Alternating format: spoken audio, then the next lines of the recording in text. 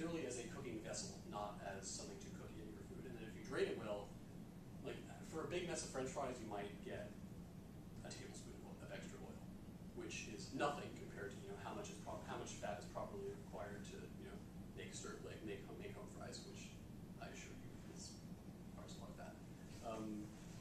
So yeah, that's sort of the cooking methods part here.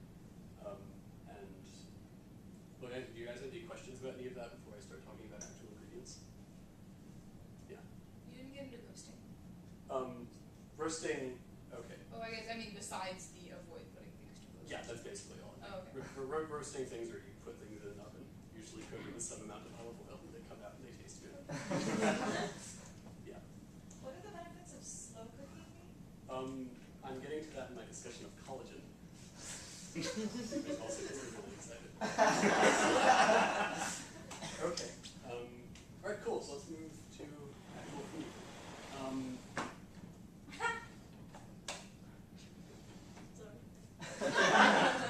Okay, so to start, I keep losing chalk.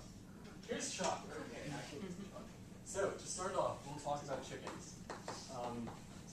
Chicken is composed of two types of muscles: slow twitch and fast twitch. Slow twitch, more commonly referred to as dark meat.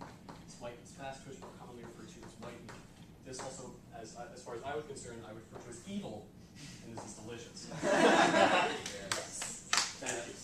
So, what exactly is going on with, why is white meat different from dark meat? Well, think about what a bird has to do. A bird has to do basically two things with its muscles. It needs to stand up and it needs to fly. Or in the case of a chicken, it cannot. So, with the exception of raptors or birds that can float over thermals, a lot of birds have to move their wings really fast.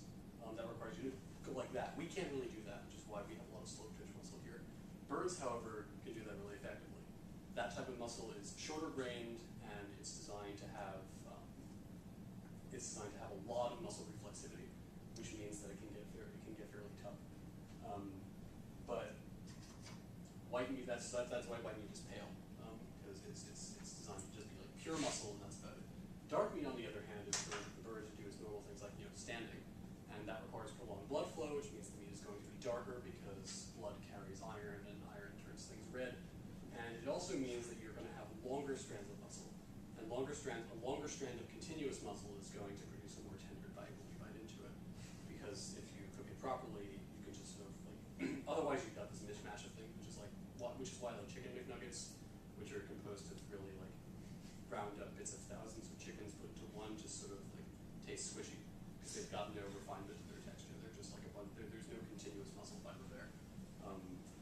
So the reason I think white meat is evil is because back in the 1970s and 80s, Americans became fat phobic and said, no, we're not going to have any fat in our diets at all. And so chicken growers responded by breeding out pretty much all fat in their white meat, which means that it has nothing to prevent against its drying out. And so you can only cook white meat really hot and really fast to prevent water leaking, because as soon as anything hits a pan, it's going to start evaporating water. And if you have no fat in there, you're going to all you have to prevent against complete dryness is the water already in the meat.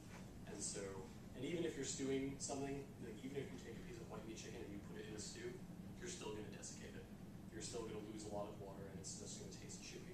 So, because the other thing about white meat, since the muscle fibers are shorter, they don't provide as much they'll seize up, and they won't be as tender as you want chicken to properly be.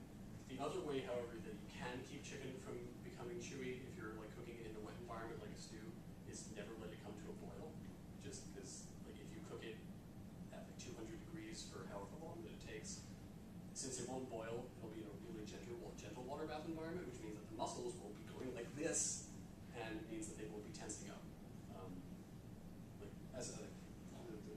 How tense a muscle is at its time right before consumption or its time to death will determine, in part at least, how it's going to feel in your mouth. Which is why Kobe beef cows, if you've heard, they're the cows that fed a lot of beer and get daily stomach massages. That's why they have a blanket put over their eyes and very gently slaughtered, so they don't feel these things, they don't get tense. Their meat is as tender as possible when you actually eat it.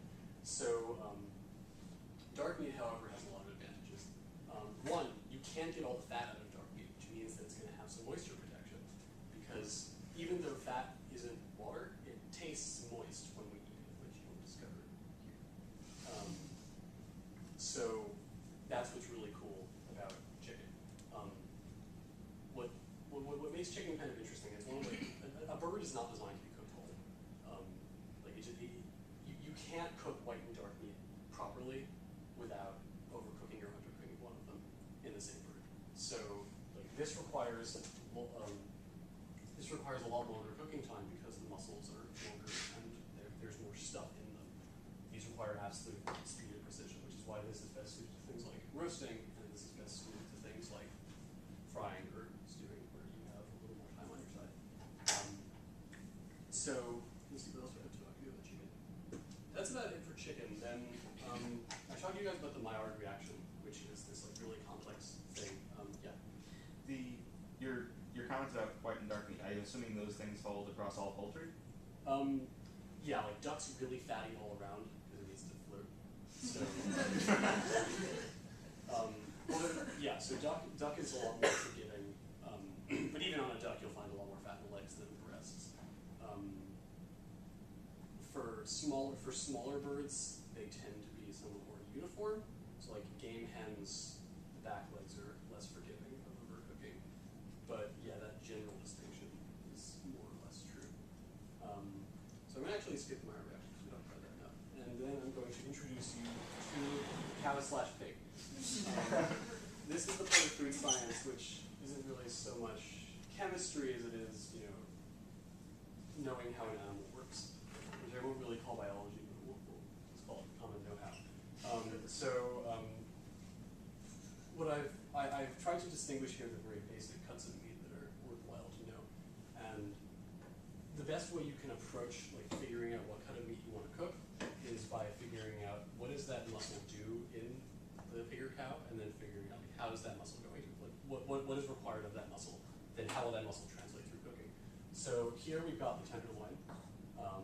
That's what produces filet mignon. Here we've got ribs. That's what produces baby back ribs for a pig, or like short ribs for a cow. In the pig, this is the shoulder. Well, it's the shoulder for both of them. In the pig, this is called the Boston butt. I don't know why, but it's the shoulder of the meat, and this is it's a plate primal. I forget the exact name of it. But these are load-bearing muscles that like they're this. Basically. If you were to put yourself like if you were to get on 4 legs and stand there for like 5 minutes, the muscles that are strained, those are the corals, and then this is the rump, which isn't really used very much for most people. So basically, this muscle here, the tenderloin, does nothing. It's one of you stand up. All right. So if Stacy were a cow, she'd have two. This is her spine. She'd have 2 strips of muscle along here, right below the skin. They do nothing. I don't know why they're there, but they're really tender. They also have no fat because that's not where cows store their fat. I mean, pigs also have that. I believe they're to control the limits of the spine. Okay. Cool. People that want to make you stand up. Yes. Well, that's because they're bipedal. So yeah, they're really tender because